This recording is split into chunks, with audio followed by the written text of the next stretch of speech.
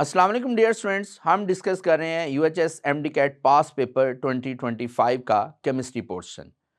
Chemistry portion में total 45 questions दिए जाते हैं जो कि सेकंड पार्ट है एमडी कैट पेपर का, और आफ्टर बायोलॉजी यानी 82 क्वेश्चन से केमिस्ट्री का पोर्शन स्टार्ट हो जाता है और इसके टोटल 45 क्वेश्चंस हैं।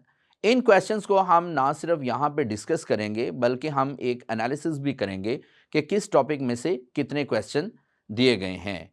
और ये जो क्वेश्चंस हैं इसमें हम ये भी देखेंगे कि कंसेप्ट बेस्ड क्वेश्चन जो हैं वो किस तरह से हमने सॉल्व करने हैं। इसी तरह से जो कैलकुलेशन बेस्ड क्वेश्चंस हैं इनको हम शॉर्ट ट्रिक से कैसे सॉल्व करेंगे, और इसके साथ हम ये भी देखेंगे कि ये जो पेपर है इसको हमने टाइम के साथ कैसे मैनेज करना है, और इस मैनेजमेंट के साथ हमने 45 क्वेश्चन जो है वो कैसे सॉल्व करने हैं या किस तरह से उनको हमने डील करना है। तो let's start MD CAT UHS 2025 paper chemistry portion. UHS MD CAT 2025 इसका केमिस्ट्री पोर्शन हम डिस्कस कर रहे हैं। We start from question number 82। Value of R gas constant in joule per mole per kelvin is. Alpha option है 8.314, beta option 62.4, Charlie option 0.821 and delta option 62400। इनमें से कौन सी करेक्ट वैल्यू है for general gas constant R in SI units. SI units joule per mole per kelvin है, और ये question जो है ये टॉपिक नंबर 3 यानी कि गैसेस में से दिया गया है।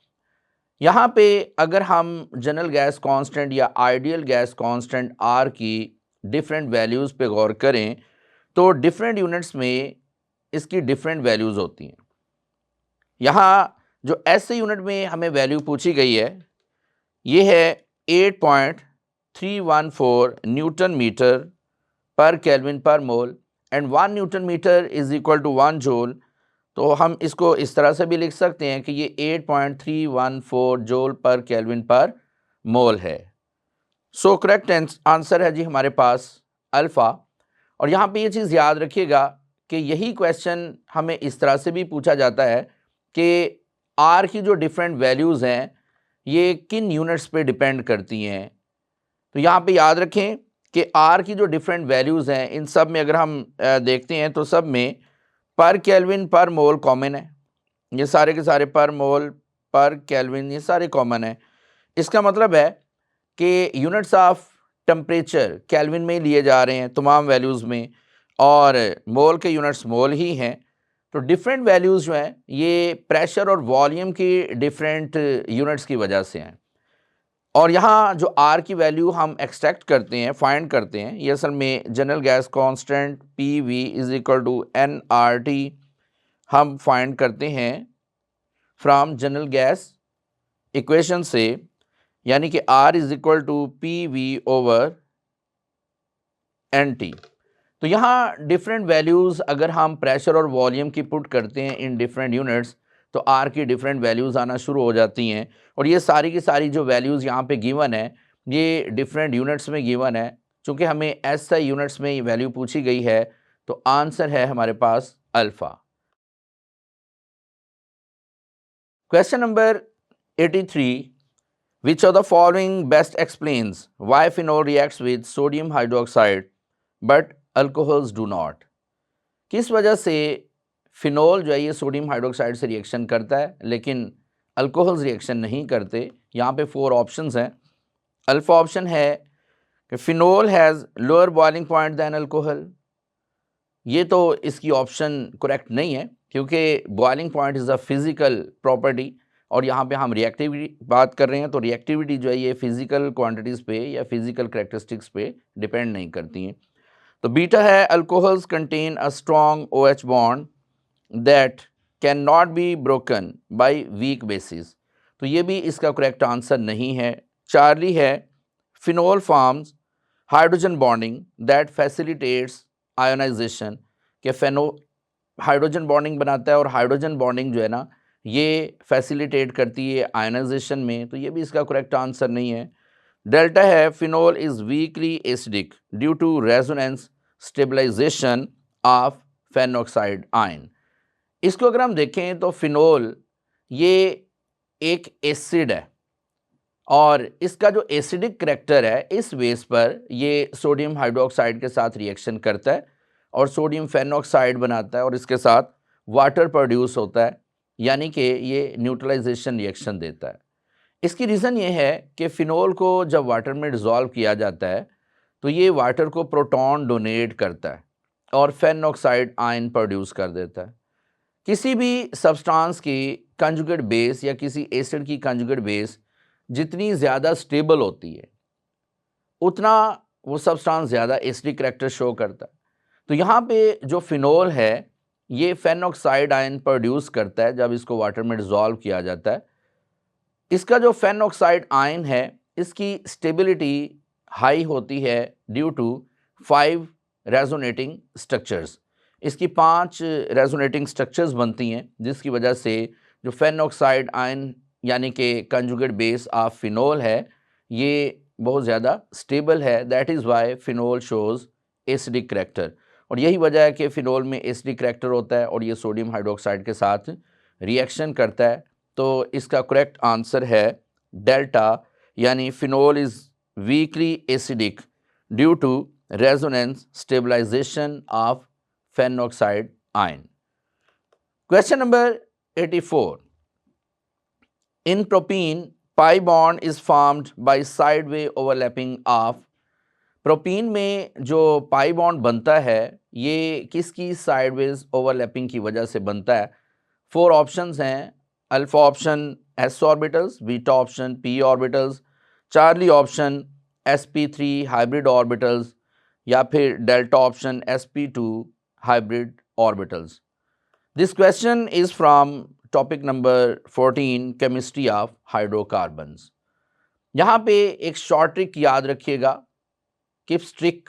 यहाँ पे आपने इम्पॉर्टेंट पॉइंट्स हैं जो आपने याद रखने हैं, क्योंकि हम एमडी कैट का पेपर डिस्कस कर रहे हैं और इसमें हमें टाइम भी बचाना होता है, जो कि बाकी कुछ ऐसे भी क्वेश्चन होते हैं जो कैलकुलेशन बेस पर होते हैं और उनमें थोड़ा टाइम लग भी सकता है। तो ऐसे क्वेश्चन में हमने टाइम जो है ये सेव करना होता है। तो यहाँ पे ये पॉइंट याद रखिएगा कि एस ऑर्बिटल हमेशा सिग्मा बॉन्ड बनाता है, चाहे एस सिंगल हो यानी एस ऑर्बिटल हो या फिर ये एस ऑर्बिटल का कोई हाइब्रिड ऑर्बिटल हो। यानी कि हम कह सकते हैं कि इधर S orbital, sp3 hybrid orbitals, sp2 hybrid orbital, sp hybrid orbitals, यानी जिनमें भी s इन्वॉल्व होगा ये सिग्मा बॉन्ड बनाएंगे। जबकि p ऑर्बिटल सिग्मा बॉन्ड भी बना सकता है अगर ये लीनियर ओवरलैपिंग कर रहा है, और ये पाई बॉन्ड भी बना सकता है अगर ये साइडवेज ओवरलैपिंग कर रहा है। तो इसलिए आंसर है हमारे पास p ऑर्बिटल। अगर हम इसकी स्ट्रक्चर को देखें तो प्रोपीन में साइडवेज ओवरलैपिंग में ये जो पार्शली फिल्ड एटॉमिक ऑर्बिटल्स हैं ये साइडवेज ओवरलैपिंग करते हैं और यहाँ पे ये पाई बॉन्ड डेवलप कर देते हैं। So correct answer is beta. Question number 85, an enzyme used to decompose lipids into fatty acids in our alimentary canal is. Alimentary canal में लिपिड्स को फैटी एसिड्स में कौन सा एंजाइम डिकम्पोज करता है? अल्फा ऑप्शन है amylase, beta protease, Charlie lipase, delta urease. This question is from topic number 19 यानी कि मैक्रो मॉलिक्यूल्स।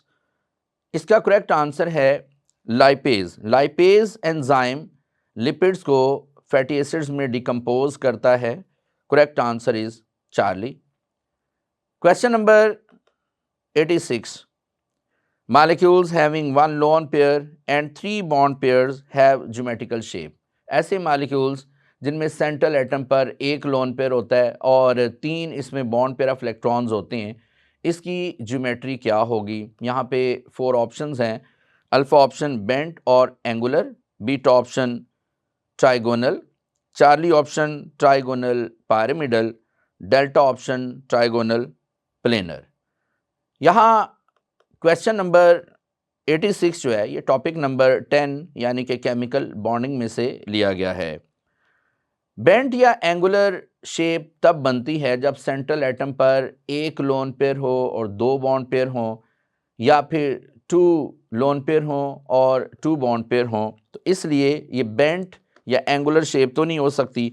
जैसा कि अगर हम बेंट या एंगुलर को एक्सप्लेन करें तो ये है टिन क्लोराइड, जिसमें टिन पर एक लोन पेयर है सेंट्रल एटम पर और दो बॉन्ड पेयर हैं, तो ये बेंट या एंगुलर शेप कहलाती है। इसी तरह से वाटर है, जिसमें ऑक्सीजन पर two lone pair of electrons हैं। तो अगर दो लोन पेयर ऑफ इलेक्ट्रॉन है और दो बॉन्ड पेयर ऑफ इलेक्ट्रॉन है तब भी ये बेंट या एंगुलर शेप होगी। लेकिन क्वेश्चन की कंडीशन ये है कि सेंट्रल एटम पर वन लोन पेयर और तीन बॉन्ड पेयर हैं। इसका मतलब है ये बेंट या एंगुलर शेप नहीं देगा। ट्राइगोनल दो तरह की होती हैं, ट्राइगोनल प्लेनर और दूसरी ट्राइगोनल पिरामिड स्ट्रक्चर।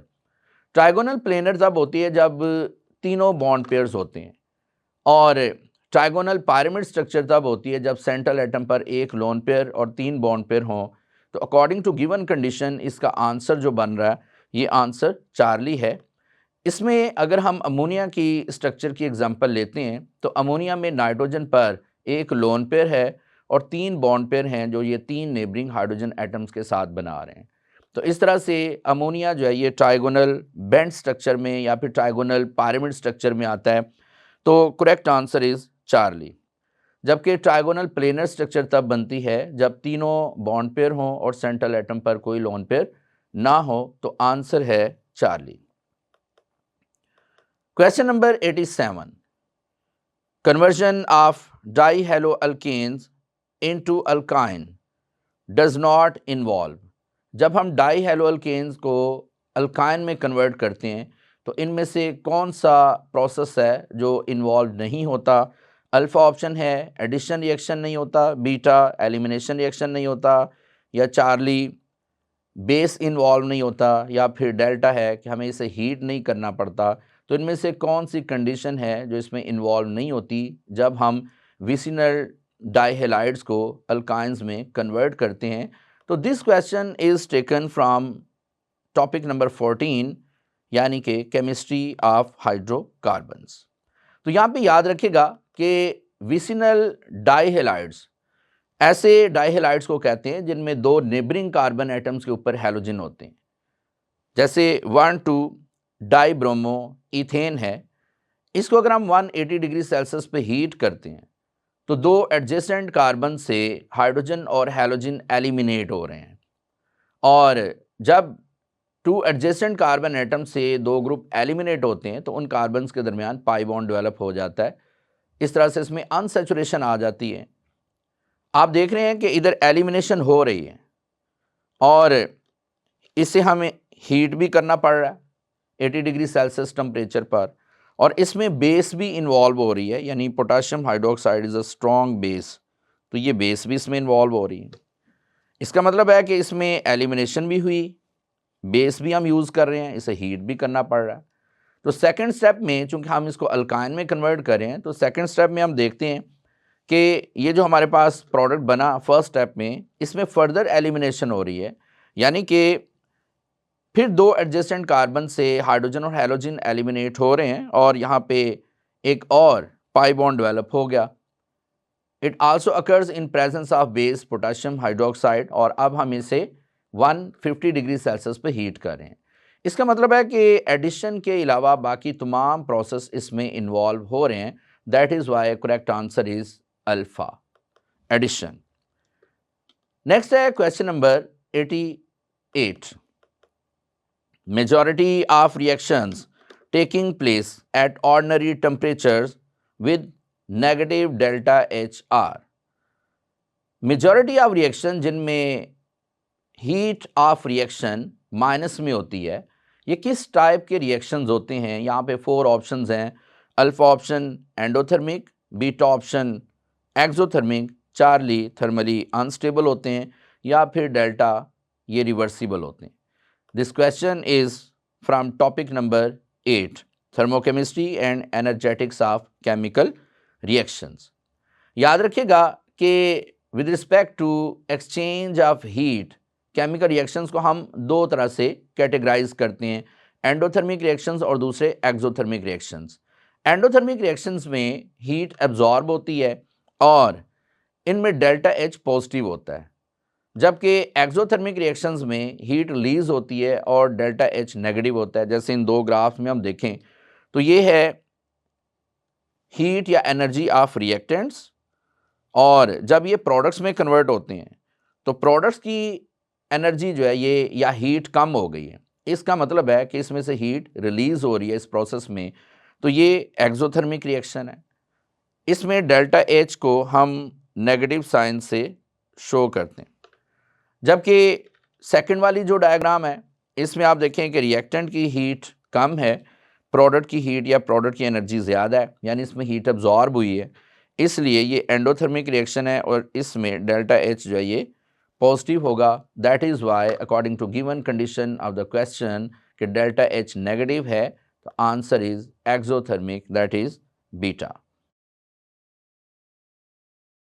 नेक्स्ट है question number 89, which one of the following is a coinage metal. छोटा सा क्वेश्चन है और इसमें सिर्फ नेचर ऑफ मेटल्स के बारे में पूछा गया है। ये ट्रांजिशन एलिमेंट्स में से लिया गया क्वेश्चन है। 4 ऑप्शंस हैं हमारे पास, palladium, beta copper, Charlie cadmium, delta mercury.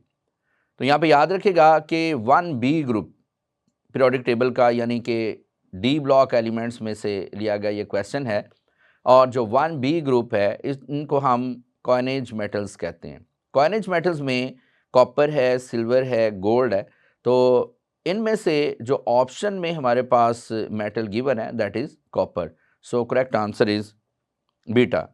और यहाँ ये पॉइंट भी याद रखिएगा कि ये तीनों मेटल्स एक्सीलेंट इलेक्ट्रिकल कंडक्टर्स होती हैं।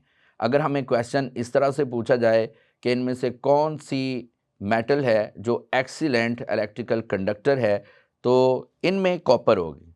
वैसे अगर इलेक्ट्रिकल कंडक्टेंस की बेस पर देखा जाए तो सबसे ज़्यादा अच्छी जो इलेक्ट्रिकल कंडक्टेंस रखती है मेटल दैट इज़ सिल्वर, उसके बाद है कॉपर और फिर आएगी गोल्ड। तो अगर ये क्वेश्चन इस तरह से पूछा जा रहा है कि आप बताइएगा कि कौन सी मेटल है जो सबसे अच्छी इलेक्ट्रिकल कंडक्टर है, तो फिर भी कॉपर आंसर होगा। लेकिन अगर इनमें हम रिलेटिविटी देखें कि कौन सी ज़्यादा स्ट्रॉन्ग इलेक्ट्रिकल कंडक्टर है, कौन सी कम है, तो फिर सिल्वर जो है ये सबसे ज़्यादा अच्छा इलेक्ट्रिकल कंडक्टर होता है, दूसरे नंबर पे कॉपर और तीसरे नंबर पे गोल्ड। ये तीनों ट्रांजिशन मेटल्स हैं। और एक ऐसी मेटल है जो कि ट्रांजिशन तो नहीं है, लेकिन इन तीनों के बाद एल्युमिनियम सबसे अच्छा इलेक्ट्रिकल कंडक्टर होता है जो हैवी ड्यूटी वायर्स में यूज़ किया जाता है। तो answer is beta according to given question.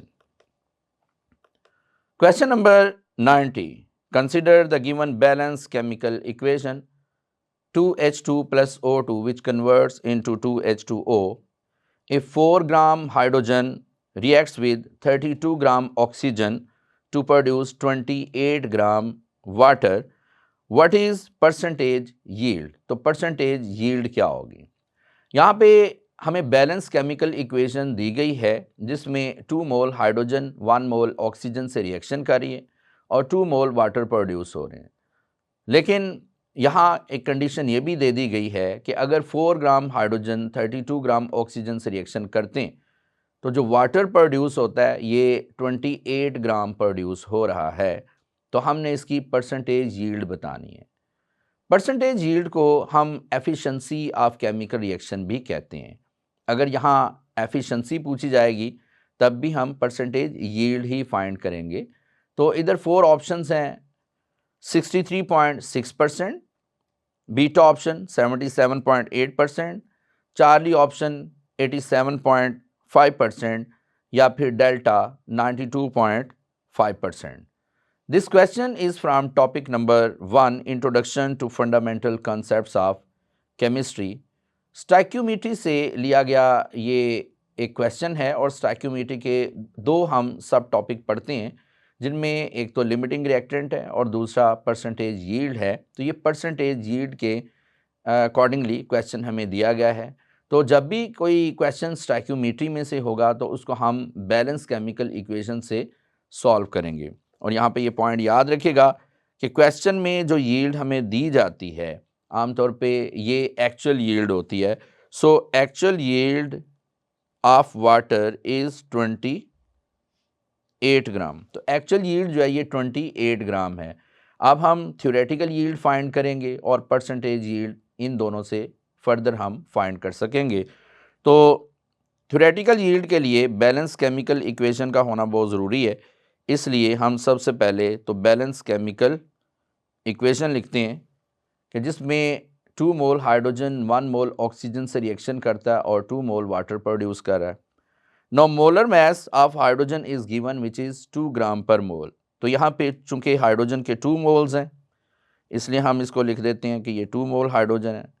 Oxygen 1 mole utilise हो रही है और वाटर इधर 2 मोल्स प्रोड्यूस हो रहा है। अब हाइड्रोजन के चूंकि 2 मोल्स हैं और इसका जो मोलर मास है ये होता है 2 ग्राम, इसलिए हम 2 मल्टीप्लाइड बाई 2 लिख देंगे।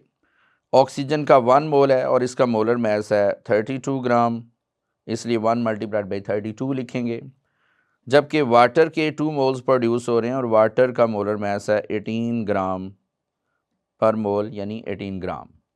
It means 4 gram hydrogen reacts with 32 gram oxygen to produce 36 gram water. तो ये जो अमाउंट ऑफ वाटर आ रही है on the basis of balance chemical equation, it is its theoretical yield. इसका मतलब ये हुआ कि जो थ्योरेटिकल यील्ड है ये है 36 ग्राम। तो 36 ग्राम इज़ थ्योरेटिकल यील्ड। अब हम परसेंटेज यील्ड फाइंड करते हैं। तो percentage yield is actual yield divided by theoretical yield multiplied by 100। अब एक्चुअल यील्ड है 28 ग्राम जबकि थ्योरेटिकल यील्ड है 36 ग्राम मल्टीप्लाइड बाय 100 से हम इसको मल्टीप्लाई करते हैं। तो 28 और 36 ये 4 से डिवाइड हो रहे हैं। 4 7 ज़ा 28, 4 9 ज़ा 36, फिर 9 1 ज़ा 9 और इधर 11 9 ज़ा 99 होता है। तो अप्रॉक्सीमेशन में हम इसका आंसर निकालेंगे। तो 11 7 ज़ा 77, तो आंसर हमारे पास आ रहा है 77%। तो क्लोजेस्ट आंसर यहाँ पे 77.8% है, इसलिए करेक्ट आंसर हम देंगे beta 77.8%। It is percentage yield या फिर एफिशिएंसी ऑफ दिस रिएक्शन।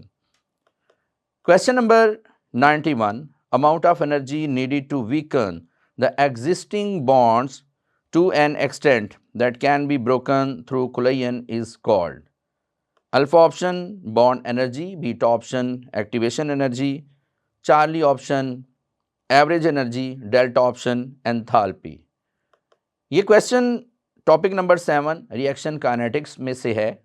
यहाँ पे हमें ये पूछा जा रहा है कि ऐसी अमाउंट ऑफ एनर्जी जो एग्जिस्टिंग बॉन्ड्स यानी रिएक्टेंट्स के जो पहले से बॉन्ड बने हुए हैं इनको वीक कर देती है, और जब प्रोडक्ट्स बनते हैं तो फिर नए बॉन्ड जो बनते हैं इनको स्ट्रॉन्ग करती है, यानी न्यू बॉन्ड बनाने में इन्वॉल्व होती है। इस एनर्जी को हम क्या कहते हैं? तो ये डायग्राम देखें, इसमें रिएक्टेंट्स प्रोडक्ट्स में कन्वर्ट हो रहे हैं, ये प्रोडक्ट्स हैं। तो जब रिएक्टेंट्स प्रोडक्ट्स में कन्वर्ट होते हैं तो ये एक ट्रांजिशन स्टेट में से गुजरते हैं जहाँ पे बॉन्ड बन भी रहे होते हैं और ब्रेक भी हो रहे होते हैं। जैसे सपोज करें कि हमारे पास A2 एक मॉलिक्यूल है जो B2 मॉलिक्यूल से रिएक्शन कर रहा है और इस दौरान एक ट्रांजिशन स्टेट आती है, यानी A और A के दरमियान बॉन्ड वीक होना शुरू हो जाते हैं। इस तरह से B और B के दरमियान बॉन्ड वीक होना शुरू हो जाते हैं, जबकि A और B के दरमियान बॉन्ड डेवलप होना शुरू हो जाते हैं, बनना शुरू हो जाते हैं। इनमें फॉर्मेशन हो रही है बॉन्ड्स की। तो ये जो स्टेट है, this state is called activation state या फिर ये जो कम्प्लेक्स बनता है इसको हम एक्टिवेटेड कम्प्लेक्स कहते हैं। और ये जो एक्टिवेटेड कम्प्लेक्स है यहाँ पे सिस्टम की एनर्जी मैक्सिमम होती है। तो जहाँ पे सिस्टम की एनर्जी मैक्सिमम हो वहाँ हम ये कह सकते हैं कि सिस्टम हाईली अनस्टेबल होता है। तो ये फ़ौरन फिर स्टेबिलिटी की तरफ जाता है और प्रोडक्ट्स में कन्वर्ट हो जाता है। और प्रोडक्ट्स में फर्दर क्या होता है, प्रोडक्ट्स में ए और बी के दरमियान बॉन्ड्स बहुत ज़्यादा स्ट्रॉन्ग हो जाते हैं, जबकि बी और बी के दरमियान बॉन्ड कंप्लीटली तौर पे ब्रेक हो जाते हैं। इस तरह से हम ये कह सकते हैं कि रिएक्टेंट्स और एक्टिवेटेड कम्प्लेक्स के दरमियान जो एनर्जी डिफरेंस है that is called activation energy. ये एक्टिवेशन एनर्जी है। तो वो एनर्जी जो कि रिएक्टेंट को प्रोडक्ट में कन्वर्ट करने के लिए पहले बॉन्ड्स को वीक करती है, फिर वो बॉन्ड स्ट्रॉन्ग हो जाते हैं, that is called activation energy. So correct answer is beta. Next है question number 92। Oxidation numbers of X, Y, Z are +6, -2 and -1 respectively. Possible molecular formula when atoms combine. X, Y और Z ये तीन elements हैं, इनके oxidation states हमें given है। In oxidation states की base पर ये तीनों कौन सा करेक्ट फार्मूला बनाएंगे, यानी इनका मोलेकुलर फार्मूला क्या होगा। तो यहाँ पे 4 ऑप्शंस हैं, X3YZ beta, XY2Z2 Charlie, XYZ2 या डेल्टा, XY2Z। ये क्वेश्चन इलेक्ट्रोकेमिस्ट्री में से है जो कि टॉपिक नंबर 9 है। जब भी हम किसी भी कंपाउंड में या मॉलिक्यूल में ऑक्सीडेशन स्टेट्स का सम लेते हैं तो ये सम 0 के इक्वल होता है। तो इसलिए ये जो तीनों एलिमेंट्स हैं यानी X, Y और Z, इनके जो ऑक्सीडेशन स्टेट्स हैं इनका अगर हम सम लें और ये सम इक्वल टू 0 होना चाहिए, इसलिए हम इसको पहले 0 बनाएंगे। वो किस तरह से कि जो +6 है इसको फिर हम ऐड करेंगे 2 टाइम ऑफ -2 के साथ, फिर हम इसे ऐड कर देते हैं 2 टाइम ऑफ -1 के साथ। तो अगर हम इसे सॉल्व करें तो ये सम हमारे पास 0 के इक्वल आ जाएगा। अब यहाँ +6 ये ऑक्सीडेशन स्टेट है X का और -2 ऑक्सीडेशन स्टेट है Y का। तो -2 को हम 2 से मल्टीप्लाई करें यानी Y मल्टीप्लाइड बाई 2 हो जाएगा, जबकि -1 ऑक्सीडेशन स्टेट है Z का। तो -1 को हम 2 से मल्टीप्लाई कर रहे हैं यानी कि Z मल्टीप्लाइड बाई 2। तो अगर हम इनको मल्टीप्लाई करते हैं तो X का एक एटम आ रहा है, Y के 2 एटम्स आ रहे हैं और Z के भी 2 एटम्स आ रहे हैं। So molecular formula of this compound is XY2Z2, that is the correct option is beta. Question number 93. Which set of quantum numbers is not allowed for an electron? एक electron के लिए कौन सा set of quantum number है जो कि allowed नहीं है। अल्फा ऑप्शन है n is equal to 2, L is equal to 1, M is equal to 0 या S is equal to positive 1 by 2। Beta option है n is equal to 3, L is equal to 0, M is equal to 0, S is equal to -1 by 2। Charlie option है n is equal to 2, L is equal to 2, M is equal to -1, S is equal to positive 1 by 2। Delta option n is equal to 1, L is equal to 0, M is equal to 0 और S is equal to positive half। This question is from atomic structure topic number 2। यहाँ पे एक short trick आप याद रखिएगा कि n की value यानी प्रिंसिपल क्वांटम नंबर की वैल्यू हमेशा L की वैल्यू यानी एजिमुथल क्वांटम नंबर वैल्यू से लार्ज होती है, और एजिमुथल क्वांटम नंबर की जो वैल्यू होती है ये मैग्नेटिक क्वांटम नंबर से लार्ज भी हो सकती है और उसके इक्वल भी हो सकती है। तो यहाँ पे चार्ली ऑप्शन को अगर हम देखें तो इधर n 2 के इक्वल है और L भी 2 के इक्वल है, जो कि पॉसिबल नहीं है कि L की वैल्यू हमेशा n से एक कम होती है। इसलिए अगर n की वैल्यू 2 है तो L की वैल्यू जो होगी ये 2 - 1 के इक्वल हो सकती है, ये 2 के इक्वल पॉसिबल नहीं है। So correct answer is Charlie. Question number 94। 2a plus b which converts into 3c plus d. Which of the following does not express reaction rate? तो इनमें से कौन सा है जो रिएक्शन रेट को एक्सप्रेस नहीं कर रहा?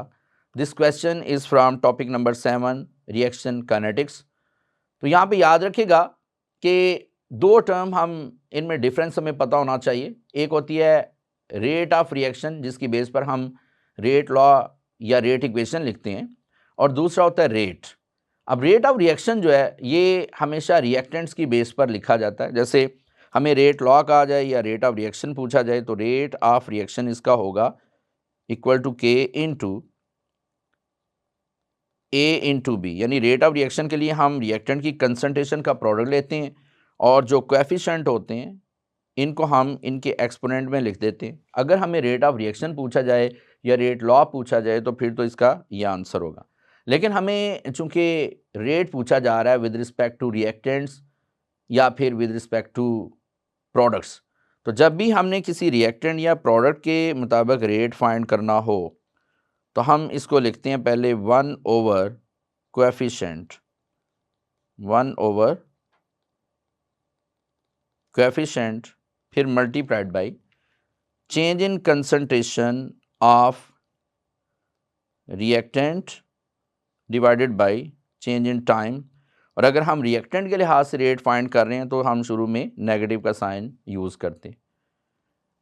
दूसरे नंबर पे अगर हम प्रोडक्ट के लिहाज से रेट फाइंड करेंगे तो rate is equal to positive 1 over coefficient in balance chemical equation multiplied by D P, P यहाँ पे प्रोडक्ट को शो कर रहा है, ओवर डी टी। तो ये अकॉर्डिंग टू रिएक्टेंट्स और ये अकॉर्डिंग टू प्रोडक्ट्स रेट लिखने का फार्मूला है। अब अगर हम रिएक्टेंट को देखें तो रिएक्टेंट है ए और बी, और ए का यहाँ पे जो कोएफिशिएंट है ये 2 है, तो ए के लिहाज से अगर हम रेट लिखेंगे तो ये फिर बनेगा -1/2 D A over D T, -1/2 D A over D T, जो कि चार्ली ऑप्शन में है, तो ये करेक्ट रेट है। इसी तरह से अगर विद रिस्पेक्ट टू बी हम लिखते हैं तो बी का कोएफिशिएंट 1 है, तो ये होगा -1/1, यानी -1/1 माइनस के इक्वल ही होगा, -1 के इक्वल, फिर D B over D T, तो इसका मतलब है कि ये अल्फ़ा ऑप्शन भी करेक्ट है। अगर हम प्रोडक्ट के लिहाज से लिखते हैं तो प्रोडक्ट के लिहाज से चूँकि प्रोडक्ट बन रहे होते हैं इसलिए हम पॉजिटिव साइन शो करते हैं। तो यहाँ पे अगर हम सी के लिहाज से रेट लिखते हैं तो ये होगा positive 1/3 D C over D T. तो यहाँ पे पॉजिटिव साइन आना चाहिए, लेकिन डेल्टा में इसके साथ नेगेटिव साइन दिया गया है, तो ये रॉन्ग है। तो अगर डी के लिहाज से लिखेंगे तो positive d over D T, तो इसका मतलब बीटा भी करेक्ट है। तो incorrect is delta, correct answer is delta. Next है question number 95। Order of ease of reduction of H positive, copper 2 positive and silver +1, alpha option, beta option, Charlie और delta option, ये 4 orders हमें दिए गए हैं। तो इनमें से कौन सा ऑर्डर करेक्ट है कि जितनी आसानी से ये आयंस रिड्यूस हो जाते हैं, यानी रिड्यूस होने का मतलब ये कितनी आसानी से इलेक्ट्रॉन गेन करते हैं। तो this question is from electrochemistry topic number 9। याद रखिएगा कि इलेक्ट्रोकेमिकल सीरीज़ की बेस पर यह क्वेश्चन दिया गया है, और इलेक्ट्रोकेमिकल सीरीज़ में जैसे जैसे हम डाउनवर्ड मूव करते हैं तो standard reduction potential values increase होना शुरू हो जाती हैं, यानी ऊपर वाली वैल्यूज़ माइनस में हैं और नीचे वाली वैल्यूज़ प्लस में हैं। तो जितनी किसी एलिमेंट की रिडक्शन पोटेंशियल वैल्यू पॉजिटिव में ज़्यादा होती है उतना वो आसानी से इलेक्ट्रॉन गेन करता है।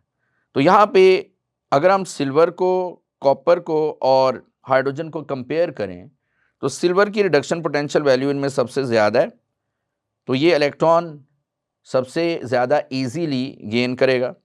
फिर उसके बाद कॉपर आएगा और फिर हाइड्रोजन, यानी कि हाइड्रोजन में इलेक्ट्रॉन गेन करने की एबिलिटी इन तीनों में सबसे कम होगी और सिल्वर में सबसे ज़्यादा होगी, इसलिए करेक्ट आंसर है Charlie. Question number 96। Aldehydes undergo oxidation to produce acetic acid, in this reaction oxidizing agent used is.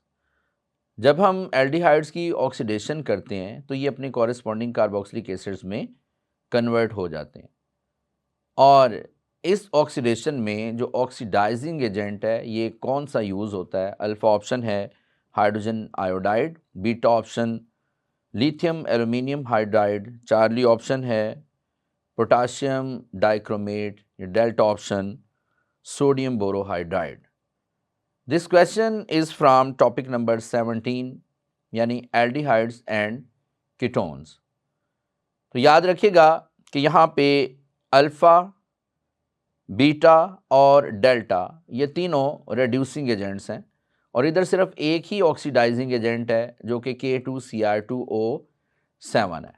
क्योंकि जब हम K2Cr2O7 को विद सल्फ्यूरिक एसिड यूज़ करते हैं तो ये as strong oxidizing agent use होता है, और यहाँ पे हम KMnO4 भी यूज़ कर सकते हैं। तो आप यहाँ पे देख सकते हैं कि अल्कोहल इस कंडीशन में एल्डिहाइड्स में कन्वर्ट होता है, और एल्डिहाइड्स फर्दर कार्बोक्सिलिक एसिड्स में कन्वर्ट होते हैं, जैसे एस्टल्डिहाइड है। इसका अगर हम रिएक्शन करते हैं एसिडिफाइड K2Cr2O7 के साथ तो acetaldehyde will convert into acetic acid. Actually K2Cr2O7 जब सल्फ्यूरिक एसिड के साथ कंबाइन होता है तो ये एटॉमिक ऑक्सीजन प्रोड्यूस करता है, और ये जो एटॉमिक ऑक्सीजन है नेसेंट ऑक्सीजन, ये हाईली रिएक्टिव होती है और ये ऑक्सीडेशन में हेल्प करती है, और यही ऑक्सीजन अल्कोहल्स को कॉरेस्पॉन्डिंग एल्डिहाइड्स और एल्डिहाइड्स को कॉरेस्पॉन्डिंग कार्बोक्सिलिक एसिड्स में ऑक्सीडाइज करती है। So correct answer is Charlie. Question number 97, which one of the following has higher vapour pressure? इनमें से किसका वेपर प्रेशर सबसे ज़्यादा होगा? This question is from liquids topic number 4।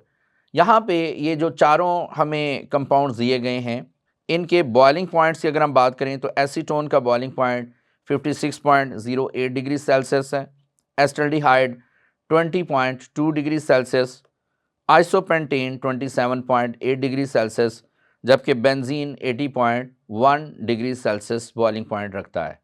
तो यहाँ पे याद रखिएगा कि वेपर प्रेशर और बॉइलिंग पॉइंट ये दोनों एक दूसरे के इन्वर्सली प्रोपोर्शनल होते हैं। किसी सब्सटेंस का बॉइलिंग पॉइंट जितना कम होगा वो उतना ज़्यादा वेपर प्रेशर रखता है। तो यहाँ पे मिनिमम बॉइलिंग पॉइंट एस्टल्डिहाइड का है जो कि सिर्फ 20.2 डिग्री सेल्सियस है, इसीलिए एस्टल्डिहाइड जो है इसका वेपर प्रेशर मैक्सिमम होगा।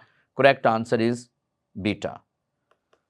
Question number 98, terminal alkynes show acidic character due to.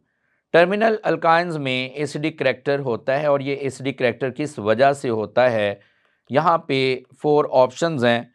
Alpha option terminal carbon atoms are sp hybridized, beta terminal carbon atoms are sp2 hybridized, Charlie terminal carbon atoms are sp3 hybridized, delta terminal carbon atoms show hydrogen bonding. This question is from topic number 14, chemistry of hydrocarbons. Terminal carbon sp hybridized होते हैं, और sp hybridisation की वजह से इनकी electronegativity increase हो जाती है।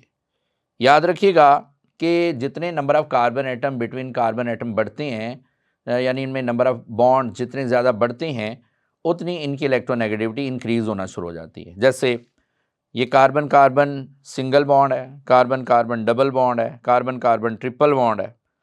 तो सिंगल बॉन्ड में sp3 हाइब्रिडाइजेशन, डबल बॉन्ड में sp2 हाइब्रिडाइजेशन, और ट्रिपल बॉन्ड में sp हाइब्रिडाइजेशन होती है।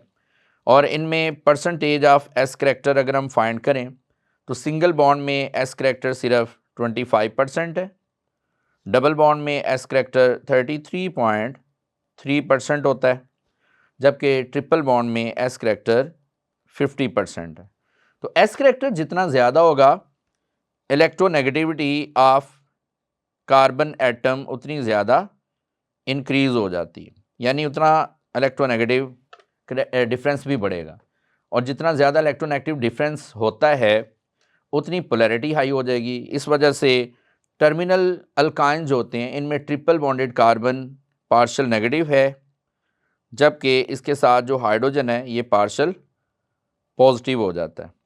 तो ऐसे स्पीशीज़ जिनमें पॉजिटिवली चार्ज हाइड्रोजन हो या ये प्रोटॉन डोनेट करने की एबिलिटी रखते हों, ये एसिडिक इन करैक्टर होते हैं। यही वजह है कि जो टर्मिनल अल्काइंस हैं ये एसिडिक इन करैक्टर हैं और ये प्रोटॉन डोनेट करने की एबिलिटी रखते हैं। So correct answer is alpha, terminal carbon atoms are sp hybridized. Question number 99, Fischer esterification is which type of reaction?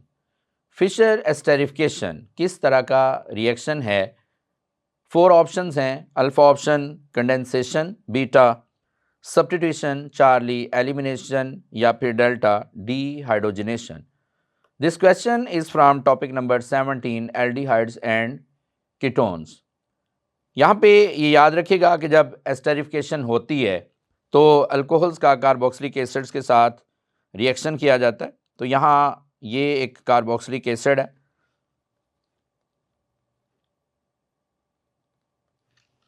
Carboxylic acid ये जब रिएक्शन करता है अल्कोहल के साथ तो ये है जी अल्कोहल,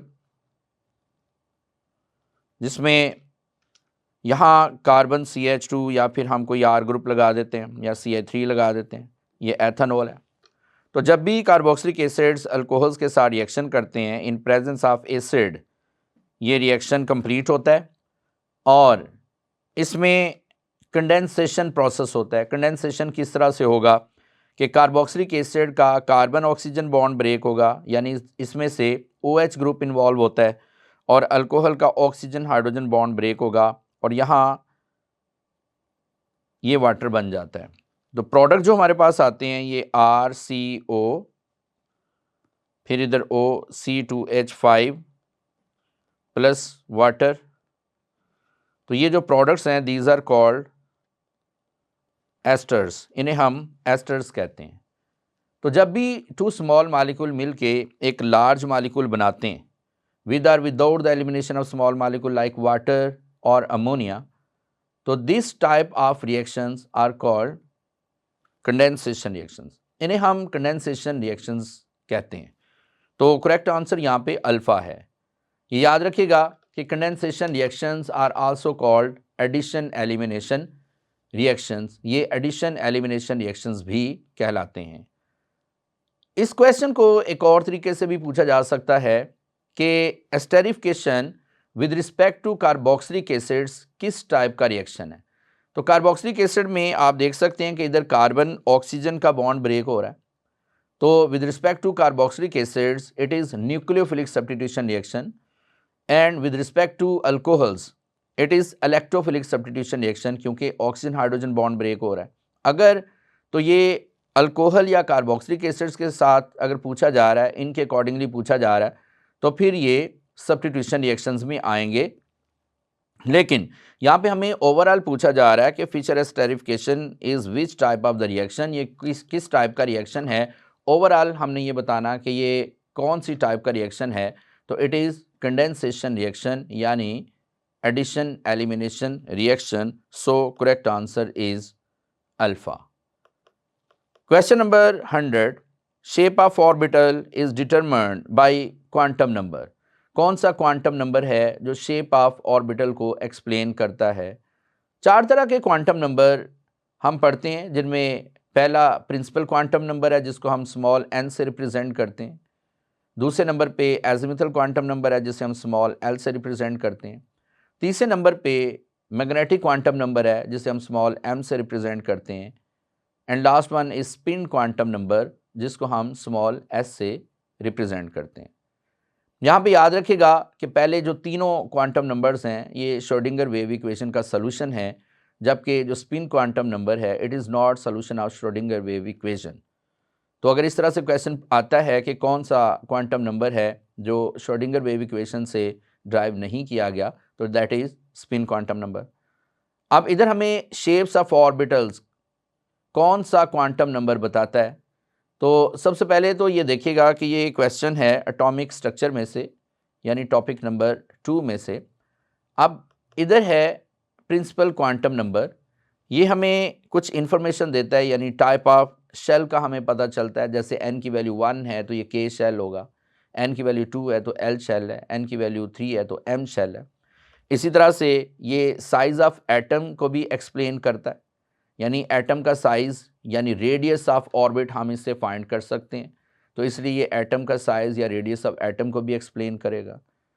तो ये तो इसका आंसर नहीं है।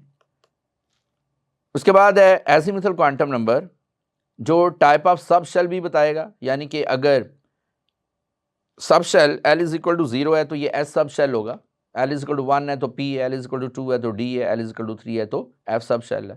It also explains shapes of orbitals, तो ये शेप्स ऑफ ऑर्बिटल्स को भी एक्सप्लेन करता है। जबकि magnetic quantum number degeneracy of orbitals and space orientation of electrons को एक्सप्लेन करता है, और spin quantum number self rotation या सेल्फ स्पिनिंग ऑफ इलेक्ट्रॉन्स को एक्सप्लेन करता है। तो शेप्स ऑफ ऑर्बिटल्स को जो क्वांटम नंबर एक्सप्लेन कर रहा है that is azimuthal quantum number, यानी कि करेक्ट आंसर इज बीटा।